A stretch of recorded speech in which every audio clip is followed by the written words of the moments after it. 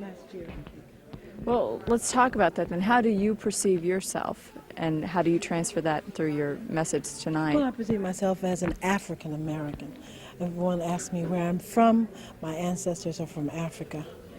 I've traveled to West Africa. I've done a lecture series there, appeared on television in West Africa, on radio. And we need to go back to our roots. I was very happy that Alex Haley wrote the book. Because that's very important for all cultures. Bob Knight started coaching down at Indiana. I'm not sure if that's positive or negative, but I've left Bloomington since, and he hasn't. We chose to come here in 1974, and I went into practice with Rex Keller. Your contributions to the civilized world, and that is part of the makeup of this basic self-esteem on a personal level. Without a sense of history, there is no sense of destiny. And so I see myself as an African American, a very proud African American in North America. But I know where my roots are, where I'm from. What do you hope that the students coming tonight will leave here with? As a great ethnic pride. You know what I'm saying? Because I want to make them to understand that to be pro-African American is not anti-white. I think it was Malcolm X who said, if I'm not for me, who will be? And if not now, when? It's important for them to understand that because they're in a society that shapes images for them. They're seduced into becoming who they are not based on the images that they see, starting with Dick and Jane in a first grade reader, you know. And so I come to them talking about the importance of images. That's why I believe that the Black Cultural Center is so important here on this campus, because unless you have a Black Cultural Center, you do not have this ethnic reinforcement. And the students on a predominantly white campus really need that reinforcement. That I want to tell them tonight, it's okay to be ethnocentric. There's nothing the matter with that. There's nothing the matter wanting to be with people who share your values, who look like you. My trip to Africa gave me a new perspective. The first time I was on a plane that was piloted by an African. The pilot was African, the co-pilot was African, all the attendants were African, the whole plane. I went on Nigerian Airways. 350 passengers, they were all African, and me. And then I walked all through West Africa. The president was African. All the people who owned the shops were African. Now I have a new understanding that I bring back. Now I know why the dominant society has some of the attitudes they have. It is very affirming to be in the majority, you know. And I was over there for a little over 2 weeks, and it was very affirming to me to be in that environment. And so when you're in an environment when you are a so-called minority, that's another term I want to decode for them, to tell them they are not a minority, because their perceptions are very small.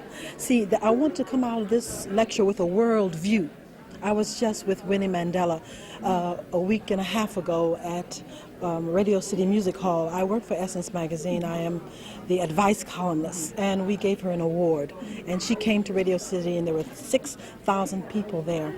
And South African television was in the lobby, and they interviewed me. I was so happy because they asked me about this issue of a woman and what kind of force she can be in the world, and what were going to be some of the problems with this impending court case that they have against her in South Africa. I said, when you have a strong self-concept, and when your self-concept has been tested, for example, when your husband's been incarcerated for 27 years and you can still hold on to who you are, I said to them, she's had what I call a dry run. And it's never been a dry season for her. She will overcome this like she did all those 27 years. And basically, it's because she has a strong sense of who she is in the world, her strong self-concept. I felt so inadequate at Radio City Music Hall. She gave an African cry in a native language, and I was supposed to respond to her, and I didn't know what to say. You see what I'm saying? And I want to come to these children tonight to give them the things that affirm who they are, so that even if they can't say the African words, they can be their African selves and be proud. how can they maintain an attitude like that on a campus like Purdue without stepping into radicalism or crossing the One of the line? ways I see that they should do that is begin to form what I call kupenda groups. Kupenda is a Swahili word which means love. To form little love groups that have nothing to do with sex. Thank you, although I'm a certified sex counselor. Love groups within the campus, because see, you need to be affirmed in your Afrocentric selves, you know what I'm saying? And not to be told that because you want to be with someone of African descent that you're just being racist, you know? To not buy that, that's a mind game that the society plays, and I want to tell them, don't fall into that trap, because to want to be affirmed, as a matter of fact, the only way to me survive in a situation like this is to constantly be affirmed who you are by people who share your values. And that's the message I want to bring to them. And also, I want them to begin to have what I call a good brother-sister system. Begin to call each other brother and sister. That's how we survived slavery. No matter who the person was next to you, didn't have to have a blood tie. That's from Africa. We came from extended family concepts. The European value is the nuclear family, mother, father, child. In Africa, it was the extended family. People who were not related to you were still your brother and sister, your mother and father. And so these are the concepts I want to bring back to them. See, their conflict is the conflict between Eurocentric value systems and Afrocentric value systems. And I want them to know that there's a place in there for them, okay? But they themselves must first affirm who they are. And it's very difficult. Remember, I mentioned to you that doll study of black children choosing white dolls, and we're going to go over that study again. And I'm going to update it because it was updated by a Dr. Darlene Hobson Powell from Connecticut. And she updated the study, and she did what is called positive intervention, giving the black doll positive attributes. And even the white preschool children chose the black doll. And so tonight I'm going to make them choose themselves. Great. Fabulous.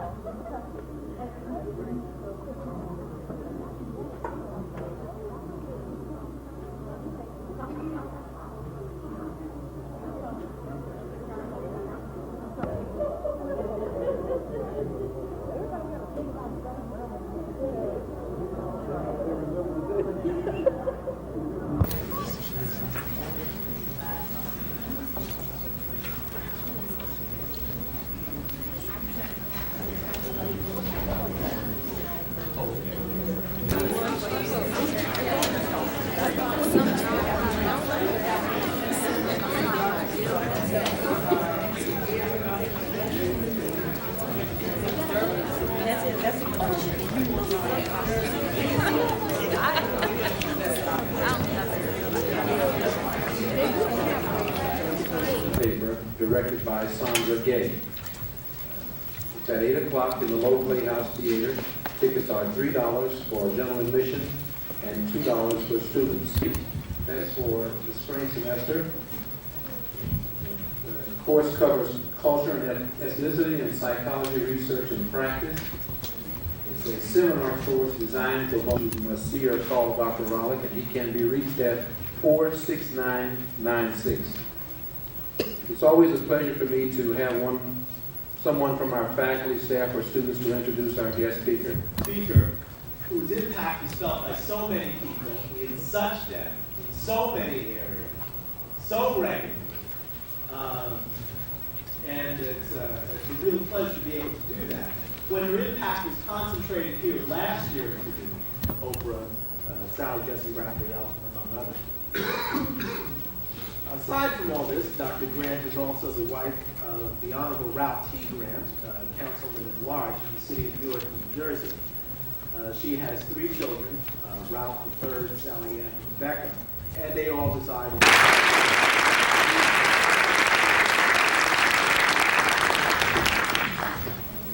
Yes, you see, I come from a culture of extended family systems, don't I? Mm-hmm. Where everybody was your brother or your sister. Come on, talk to me now. I'm going to take you back and make you understand your African self. And by the time you leave here, not only you're going to be proud of yourself, but your Caucasian friends are going to be proud of you. Hello. This is going to be a great lecture. Absolutely great. Because part of the problem in a society where you do not control your institutions, you have a problem of cultural confusion. And I'm going to take out all the confusion. They took the handkerchief off Aunt Jemima's head on the bottom. I'm going to take the handkerchief off your mind. Hello. That cultural center here at Purdue University. Because in a society where you do not control the images that you see, refer you to that old doll study done in the 1940s by Dr. Kenneth Clark. How many of you know about it? Where the black children chose the what? White doll. The white doll. We're going to talk about that. We're going to talk about the study being repeated in the 1980s. And what happened in the study with two control groups. A control group of preschool white children. It's very important information for this lecture.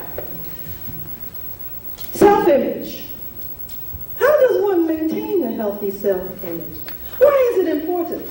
And you're going to talk back to me, too, with your African selves and your Caucasian selves tonight. Everyone, you understand, when Dr. Grant comes, I like call response. No question is a rhetorical question. You may talk to me, all right? Why do you think you need a healthy self-image? Everybody, anybody. Why? Why is it important? To succeed. And what else? The real value system and changes it into a stereotype. And makes you believe in the stereotype. Hello. And some of you sitting right here at Purdue believing in the stereotype. And that is why I put black and white up here. Even your dictionary supports the stereotype.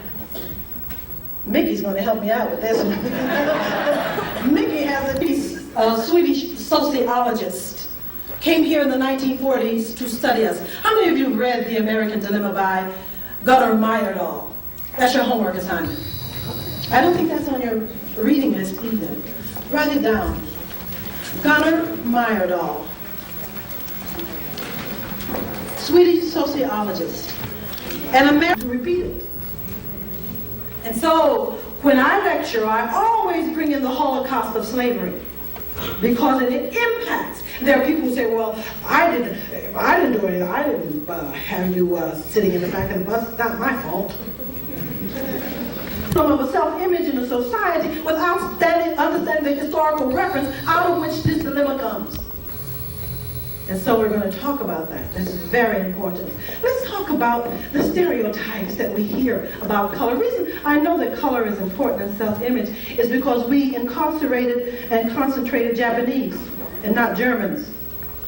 Hello. During the Second War, in the dictionary. Definition of white in the dictionary. Marked by upright fairness.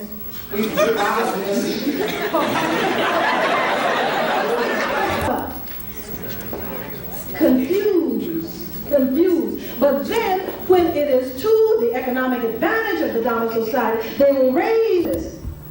And the problem is, in a Eurocentric society, you have values that are alien to your African self. What is a Eurocentric value system? One of the basic value systems out of the Eurocentric value is the nuclear family. That's a Eurocentric value. You know, mother, father, child. The way we survive in this country is not through the nuclear family, but through the what? The extended family. Did the extended family have blood ties to it? No. Not necessarily. In our society, every adult was a parent figure.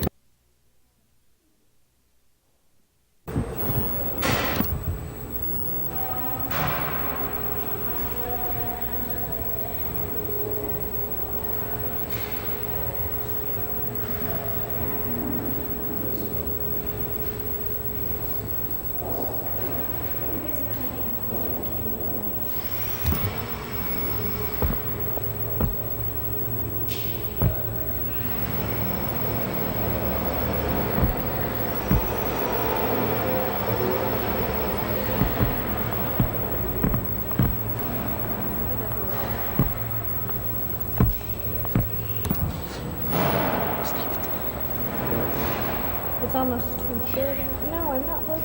Just once. Oh, Come on. no.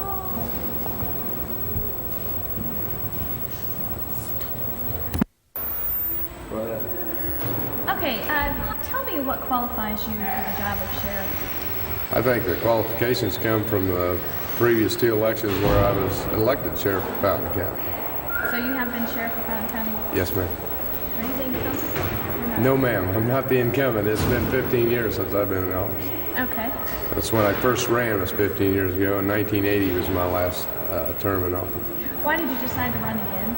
Why did I decide to run it again? I feel that we need more policies taken towards drug enforcement in Fountain County. There hasn't been that much showing in the last few years. There's been several defendants taken down in our neighboring county, and yet there hasn't been anything showing in Fountain County that their drug exists. And I know the river isn't that big of a border that they can't come over. Do you think that that is one of the major issues of this race then? I feel that it is. It's my issue. And what would you do any different? Or what kinds of things do you plan on doing if you get elected? I feel that the biggest problem with it is that there's not enough joint communication amongst local, town, and state departments. And I feel that that's where we have to emphasize and stress is the communication gap between local, state, and county departments. Is jail overcrowding a problem here? Very much an over problem. I think that Sheriff Martin has done an excellent job with what he's got. But when we built that jail a few years ago, and the money spent for a jail survey study, showed that we needed approximately 39. Of course, they were cost cutting, and we cut back. And I feel that 45 right now wouldn't be enough for a small county. Is Fountain County in on the multi-county jail program? No, not that I'm aware of. Okay. What other kinds of things do you think will be facing you in office? In the office? If you're elected. If I'm elected? Well, I think that Sheriff Martin has created quite a few interesting programs like Crime Stoppers and what have you, and I just hope that I could continue with those programs that he's got established and keep those going and also shift all the manpower towards drug enforcement. If someone were to come up to you and say, why should I elect you sheriff, what would you tell them? Because you got to like me, I reckon. I think it's based on the principles of, like I said, since I left office, there has not been an organized drug enforcement raid in this county, and we used to have them every 6 months, and that was through joint efforts of local, state, and county agencies. And I just think that communication is broken. With the president coming out on his war against drugs, I feel that what happens is these smaller communities, the larger areas force their people out and right into the smaller communities, and if you're not prepared for it, then they're going to take over. Don't move.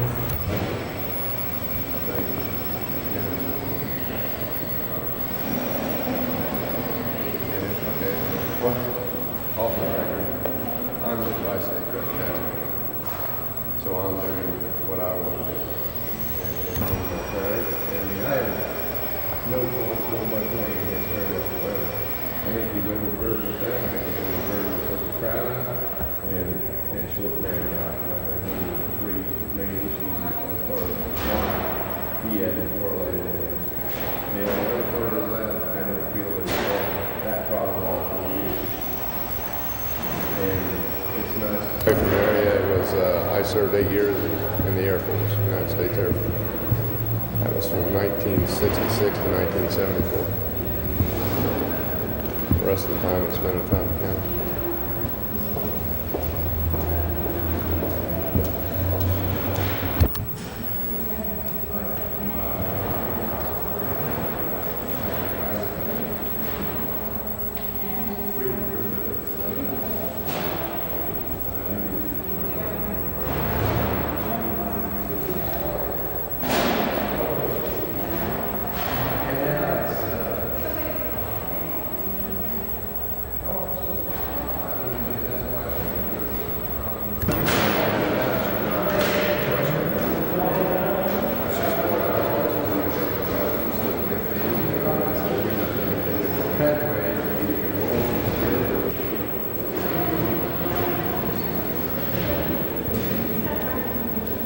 Well, yeah, I think those things must be out there.